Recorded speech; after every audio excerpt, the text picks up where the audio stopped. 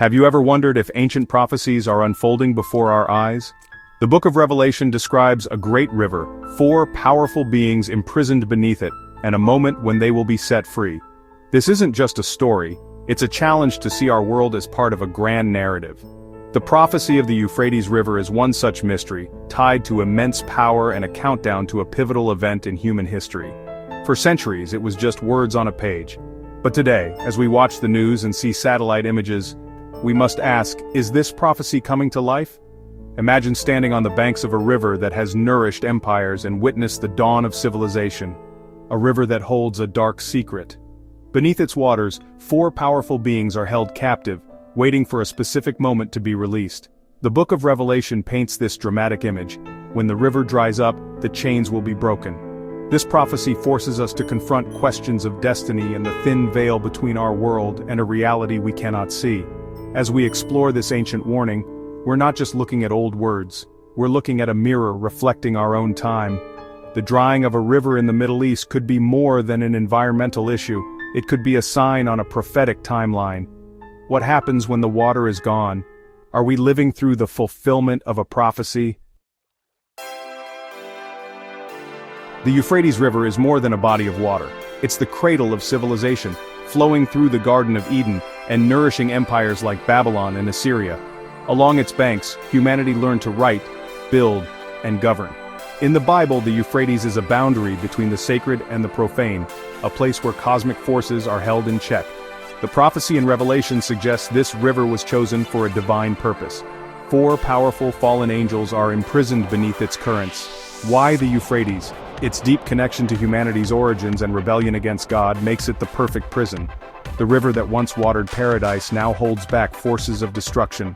For millennia, the Euphrates has been a source of life and a backdrop for history. But the prophecy warns, this will not always be the case. One day, its waters will recede and its bed will become dry land.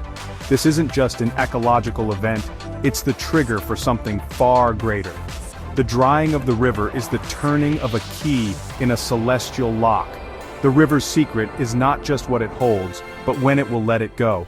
Are we approaching that moment? The book of Revelation, the Bible's final chapter, is a vision of the end times, a cosmic struggle between good and evil. Within its pages we find a sequence of judgments, each trumpet blast unleashing new disasters. The prophecy of the Euphrates appears with the sixth trumpet. A voice commands, "Release the four angels who are bound at the great river Euphrates." These are not ordinary angels, they are beings of immense power, imprisoned for a specific moment. Their release is a deliberate act of judgment, part of a divine plan. The prophecy warns that there are forces at play we cannot see, and that history is moving toward a climax. The release of these four angels is a key event, a sign that the final stages of God's plan are unfolding. This is not just a historical account, it's a look into the future. The Euphrates is the clock, and it is ticking. Are we ready to see what happens when the hour strikes? The warning is clear. Pay attention to the signs. The world is changing, and prophecy may be coming to life. Will we recognize it when it happens?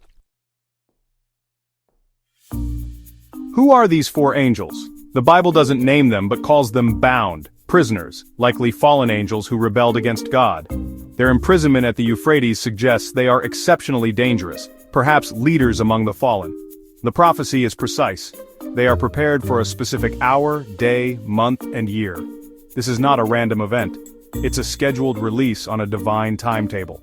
For millennia they have waited in darkness for their moment. Their mission is destruction. Revelation says they are released to kill a third of humanity. In today's world, that would mean billions of lives lost, a global cataclysm. These four are not just symbols, they are agents of death, leading a supernatural army. Revelation describes this army as 200 million strong, not human but a demonic cavalry. The four angels are the generals, their release mobilizes this force. The drying of the river is the signal, the generals are free and the invasion begins. This is spiritual warfare spilling into the physical world. The consequences are devastating. Are we witnessing the prelude to this event? The prophecy's warning is more urgent than ever. For centuries, the drying of the Euphrates was a distant prophecy. Today, it's a reality. The river is shrinking, confirmed by scientists, governments, and satellite imagery. Decades of dam construction, political tension, and drought have reduced its flow dramatically. NASA satellites show massive freshwater loss, ancient marshes are vanishing, and fields turn to dust. The river that birthed civilization is dying, with dire consequences for millions. Turkey's dams control the flow, creating political strife with Syria and Iraq. Climate change and human intervention have created a perfect storm. The Book of Revelation said the river would dry up to prepare the way for the kings from the east. The drying Euphrates is no longer symbolic, it's a headline. The barrier is disappearing piece by piece. The question is no longer if the river will dry up, but what happens now that it is. The connection between ancient prophecy and today's reality is startling. For 2,000 years, Revelation's words about the Euphrates drying seemed impossible. Yet now, we're watching it happen. Satellite images and news reports are modern commentaries on an ancient text. We're the first generation to see this prophecy unfold so dramatically. This isn't about fear, it's about observation and connecting the dots. The prophecy gives us a lens to view these events. The drying river is a prophetic signpost. If the first part is happening, the second, the release of the four angels, feels imminent. The Bible specifically names the Euphrates, the heart of the Middle East, as the stage for the final act. For believers, this is no coincidence, it's a sign of the times. The line between news and prophecy is blurring. What was once metaphor is now fact. Are we ready for what comes next? The release of the four angels marks the start of a terrifying campaign. Freed from the Euphrates, these demonic generals unleash an army of 200 million. This isn't a human force, it's a supernatural horde described with apocalyptic imagery. Horses with lions' heads, breathing fire, smoke, and sulfur. Their weapons are plagues, not bullets. A third of humanity is killed by fire, smoke, and brimstone. The destruction is swift and unstoppable. This army's mission is clear: execute the judgment of the sixth trumpet. The dry riverbed becomes their highway, linking the prophecy to unfolding events. Some interpret this army symbolically, others literally, but the outcome is the same: a war of unprecedented scale. As the Euphrates dries, the prophecy feels immediate and real. The shadow of this future looms over our present. Are we prepared for the consequences? The world stands on the edge of prophecy and reality. So what are we to make of this? An ancient prophecy names a river, and today, that river is drying up. The prophecy says this leads to the release of four fallen angels and a catastrophic judgment. Many dismiss it as myth, but the alignment of prophecy and current events demands attention. This isn't just academic, it touches the meaning of our lives and future. The drying Euphrates could be a wake-up call, reminding us we're not as in control as we think. For people of faith, these events are signs of the end times, a call to watchfulness and preparation. The Bible promises protection for believers, turning fear into faith. For skeptics, the evidence is a challenge. Can this alignment be coincidence? The prophecy invites everyone to ask, what is our place in history, and what should we do if these warnings are true? The dying river is asking us a question. Each of us must find an answer. The story of the Euphrates and the four angels is more than legend. It's an unfolding event with profound implications.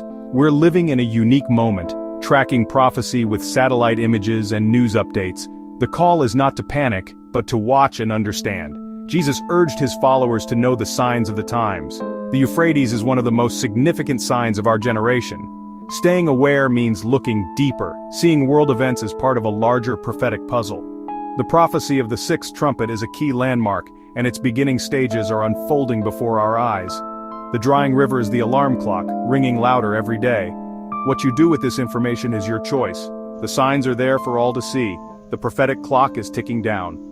The story of humanity is reaching its most dramatic chapter yet.